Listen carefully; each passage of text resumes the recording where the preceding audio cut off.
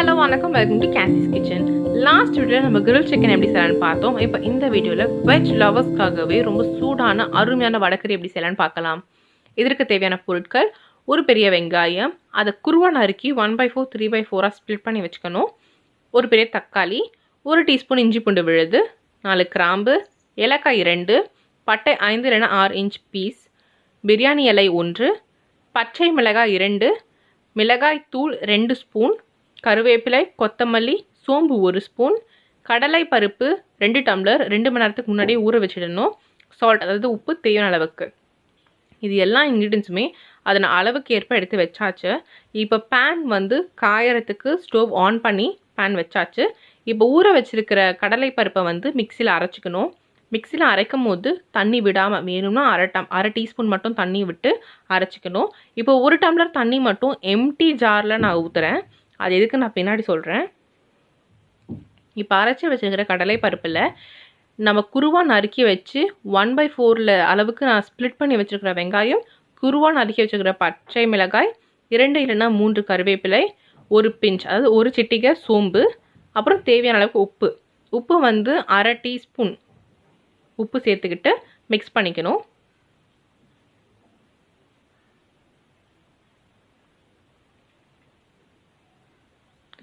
உப்பு தேவையான அளவுக்கு சேர்த்துக்கலாம்.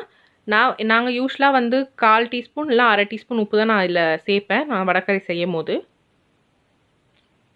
இப்போ பேன் காஞ்ச பிறகு 2 கரண்டி எண்ணெயை ஊற்றிட்டு மிக்ஸ் பண்ணி வச்சுருக்கிற கடலை பருப்பை போட்டு ஃப்ரை பண்ணிடணும்.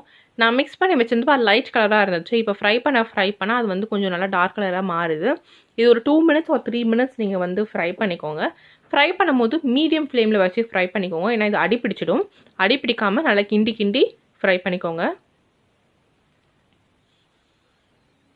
இப்போ ஃப்ரை பண்ண பிறகு இதை ஒரு பிளேட்டில் ஷிஃப்ட் பண்ணி வச்சுக்கலாம். நான் இப்போ எதுக்கு அந்த எம்டி ஜாரில் தண்ணி ஊற்றுறேன்னு சொல்கிறேன். வடக்கறி எப்போவுமே திக்கான கன்சிஸ்டன்சியில் இருக்கக்கூடாது, மீடியம் இல்லைன்னா தண்ணியான கன்சிஸ்டன்சியில் தான் இருக்கணும். அதுக்கு 3 டம்ளர்ஸ் மினிமம் தண்ணி ஊற்றினா தான் ஒரு மீடியம் கன்சிஸ்டன்சிலையாச்சும் வரும். அதுக்காக தான் நான் எம்டி ஜாரில் 1 டம்ளர் தண்ணி மட்டும் ஊற்றி வச்சுருக்கேன். 2 டம்ளர் தண்ணி நான் செப்பரேட்டாக எடுத்து வச்சுருக்கிறேன். நான் மொத்தமாக இந்த டிஷ்ஷுக்கு 3.5 டம்ளர் இல்லை 4 டம்ளர்ஸ் நான் தண்ணி ஊற்றிருக்கிறேன். இப்போ அதே பேனில் 2 கரண்டி எண்ணெய் ஊற்றிட்டு பட்டை, லவங்கம், கிராம்பு, சோம்பு, ஏலக்காய் இதெல்லாம் போட்டு கூட பிரியாணி இலையும் போட்டு ஃப்ரை பண்ணிக்கிறேன்.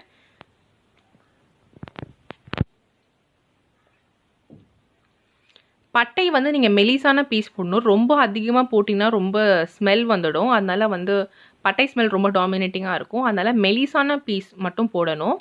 இதெல்லாம் ஃப்ரை பண்ண பிறகு குருவா நறுக்கி வச்சுருக்கிற 3/4 ஒதுக்கி வச்சுருக்கிற வெங்காயத்தையும் போட்டு நல்லா தாளிச்சிக்கணும். அதாவது ரொம்ப நல்லா வதக்கிக்கணும்.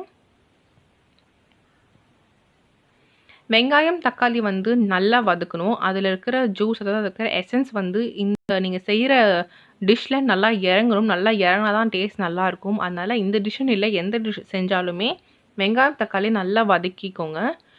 வெங்காயம் ஒரு ப்ரௌன், லைட் ப்ரௌன் இல்லைனா கோல்டன் ப்ரௌன் ஆகிற அளவுக்கு வதக்கிட்ட பிறகு தக்காளியும் போட்டு நல்லா வதக்கணும். இப்போ இந்த தக்காளி நான் வதக்கிறப்பவே இதை நல்லா நான் கட் பண்ணி நசுக்கி வதக்குறேன். ஏன்னா அதில் இருக்கிற ஜூஸ் எல்லாம் அப்போ தான் நல்லா இறங்கும்.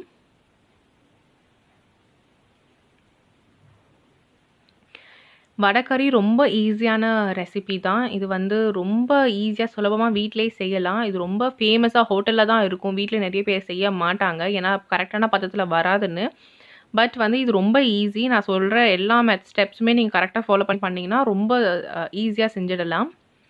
இப்போ நான் உப்பையும் சேர்த்து ஆட் பண்ணி நான் மிக்ஸ் பண்ணிக்கிறேன். நான் அரை டீஸ்பூன் உப்பு போட்டுக்கிறேன்.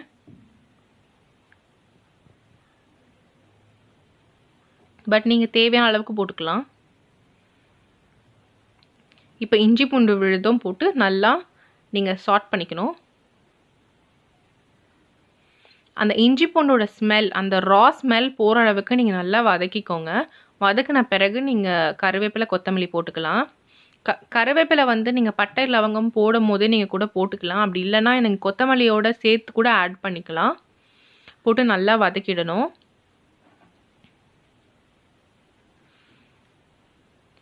இதுக்கப்புறமா நம்ம ஃப்ரை பண்ணி வச்சுக்கிற கடலை மாவை எடுத்து போடலாம். போட்டுட்டு நல்லா நீங்கள் வதக்கிக்கலாம்.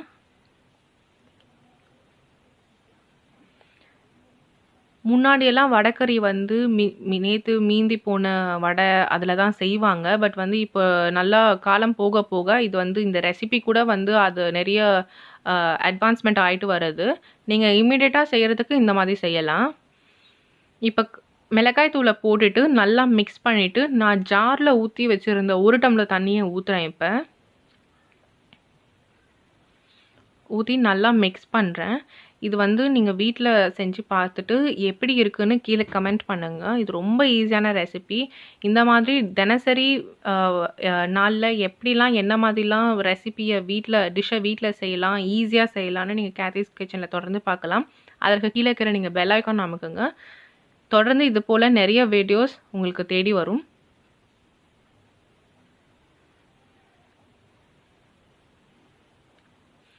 இப்போ இது நல்லா கொதிக்குது. ரொம்ப கொதிக்க விடாதீங்க. ஒரு 1 மினிட் 2 மினிட்ஸ் மட்டும் கொதிச்சா போதும். இல்லைனா ரொம்ப கட்டி ஆகிடும். ஏன்னா கடலை பருப்போட நேச்சரே ரொம்ப திக்காகிற நேச்சர் தான். அதனால நீங்கள் வந்து ரொம்ப கொதிக்க விடாதீங்க. நீங்கள் நிறைய டம்ளர் தண்ணி ஊற்றிட்டாலும் பிரச்சனை இல்லை. அந்த டைமில் மட்டும் நீங்கள் கொதிக்க வச்சா போதும். அப்போ தான் வந்து மீடியம் கன்சிஸ்டன்சிக்கு வரும். இப்போ சூடான வடைக்கறி ரெடி. இது வந்து இட்லி தோசைக்கு நல்லா மேட்சிங்காக இருக்கும். Thanks for watching Kathy's Kitchen video. Simple way to cook like Amma. Like, share and subscribe.